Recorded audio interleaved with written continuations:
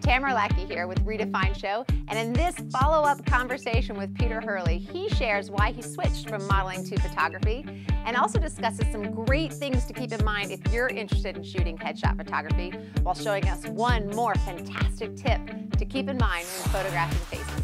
Check it out. We're going to jump right in. Adorama TV presents The reDefine Show with Tamara Lackey, bringing fresh ideas and equipment favorites. You can check out much more content with photographers by watching Adorama TV. I am here with Mr. Peter Hurley. So obviously you came out of the model background, and that would make sense that you go a little into photographing people, but what cemented it for you that you wanted to work with people? Like, what did that mean to you? Honestly, it was like money.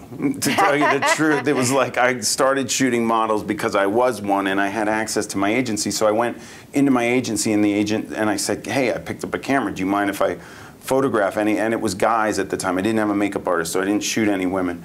And she's like, yeah, you could shoot, you know. So I actually grabbed one of my friends and I shot him in the subway. And I was like, I photographed him in the subway. Sorry. And I brought the pictures and she was like, oh my gosh, you're really good. You can photograph anybody you want. Wow. And then that's how it started. So, but then I was trying to charge models, and it's hard because if they're modeling in New York with an agency, they generally have a pretty good look, and a lot of photographers would want them in their books, so they don't pay very much. So I had a model that wanted to get an actor's headshot. And these headshot photographers created this market in New York where a headshot cost between $800 and like $1,000 back at the time. And I was like, wow, oh my gosh, if I could like do that and like figure out how to make a living at this. I was the model, actor, bartender dude. I was like bartending till 4 a.m. I remember I did this job. I bartended till 4 a.m. I got on the set, I fell asleep. The client called my agent. You know the model's sleeping? I was like, this is not good anymore. So I had picked up a camera, and this guy, I think it was a guy. No, it was a girl. It was a girl. This girl that was modeling and acting said to me, I need headshots. So I didn't know what to do. Like when you get somebody close to your camera and you have to do a headshot, it became so foreign to me because I was shooting models and they were full body or three-quarters. This gets very personal. Yeah, and you need eye contact in the camera. Yeah. So when I was shooting models and they're good looking and they're in an agency in New York, they can look around any direction you want and they just look cool and you just press the button. You don't need to say anything to them. The minute they look in the lens and they go like this, I feel like I don't have a shot. I'm like, they look blank. Why? And I'm like, why are you doing that? And they're like, what? And I'm like, well, you were fine when you looked over here, and then you looked at my lens and you got weird. Yeah. And then I realized everybody started doing that. So I started shooting actors and they all got weird, and I was like, why are they getting weird? And why are celebrities so cool in front of cameras? And then I was like, something's going on. And I was like, Bruce, I shot with Bruce, and he shoots celebrities and they look all cool. Yeah. And I was like, I don't know, is it that actors are so stressed out about their headshots that they get weird? So I started to realize that it was about the direction.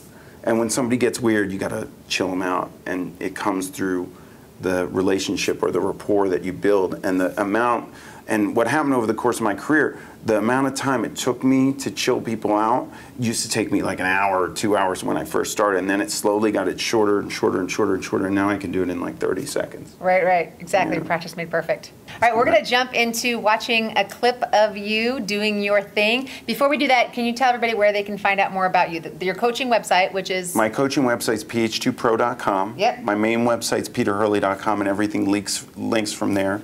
I have a gear page called hurleyprogear.com. So those are the three main sites. And if they just check out peterhurley.com, they can get to everything. There's links to it. They can get all kinds of Peter love. Yeah. Thank you so much. All right, thanks for having me. This is Tamara Lackey. Be sure to check out Adorama's latest contest to win some fabulous prizes. Before we check out Peter in action, here is his favorite way to carry all his equipment for a shoot. The Airport Security version 2.0 is Think Tank's largest carry-on rolling bag. It allows you to carry 2 or more pro bodies, up to 6 lenses, 2 flashes, and all the little accoutrements that you might need, built to ensure that everything is protected and conveniently traveling right by your side. So why does that? I have no idea where this came from. I used to model. I don't know how that happened, but I did some modeling, and I remember, how come these guys look cool? I want you to look at celebrities. I want you to check out magazines. Generally, they will all be squinching, which is this. They're not squinting, this is this. And it's not ethnicity based. I'm gonna show you some examples of all different ethnicities doing this and why it works, okay? So fear, confidence with the squinch. Watch the lower lids again, we'll do it again. right? That's the deal. Now let's get scientific on you. I'm gonna get a little scientific here. There's a muscle that surrounds your eye. It's called the orbicularis oculi. So it closes your eye tight and it creates squinching. It's like this, squinting. It creates squinting. So it goes around your eye like this, right? If you want to close it tight. To do that lower lid little pinch, there's a palpebral ligament that runs across the bottom of your eye, and you just lift it up a little bit. So that's all you're doing. You're hitting that palpebral ligament. So don't tell me you can't do this. You have the ligament. You just have to teach yourself to do it. And you do it anyway. You just do it when you're not in front of a camera. Once you take conscious control of it, your brain covers it. You walk around in public, you don't have to think about this. It's when you're in front of the camera and you take conscious control of your eyes that you have to hit this stuff. How do you think those celebrities and models do it? I used to do it. You can do it. You ready? I'm giving you this as a gift. You're going to look awesome. All right? Here are some examples. All right? I want you to check this out. Check out squinching. I'm going to bring in my buddy from It's All About the Jaw, Karaman, and we're going to show you some examples of my work where we got some squinching going on. All right, people? Check it out, and we'll get a real shebang out of you with it. Come on. Okay, guys, so look, I had to bring in Karaman. He did It's All About the Jaw with me. He did a phenomenal job. He's a professional at squinching, so I had to bring him in to illustrate my point. Say hi, Karaman. Hello. Okay, so here we go. Now, I just want you to go normal, relaxed eye. Just look in the camera with a normal, relaxed eye. Okay? Now, I want you to do what most human beings do when they look in the camera. Absolutely. Deer in the headlights. Go bigger. There you go. Now, relax. Not your whole body. You don't need to, like, tremble. Now, I want you to go relax. Now, I want you to throw in a squinch. Throw it in there. Yes, sock it to him. You ready? Now, show him the palpebral ligament. Show it to him. Come on, give him the palpebral ligament. There you go. There it is. You see that? He's got it. He's on the move. Come on.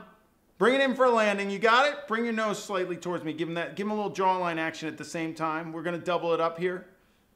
Guys, so it's all about the squinch, and I brought in Karaman just to do that. So thank you very much, Karaman. You're welcome. Go big eyes one more time. Don't do that, people! Shebang! Thank you, Peter, so much for both great interviews and both great tutorials. Join me here next time on Adorama TV, and please don't forget to subscribe to Adorama TV for some amazing content by some of the best photographers in the field.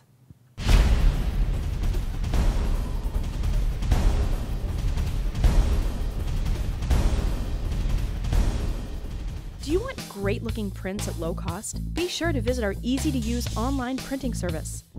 Adorama Pix has professionals who treat your images with the utmost care that you can count on. For a quick turnaround on photos, cards, or albums, use AdoramaPix.com.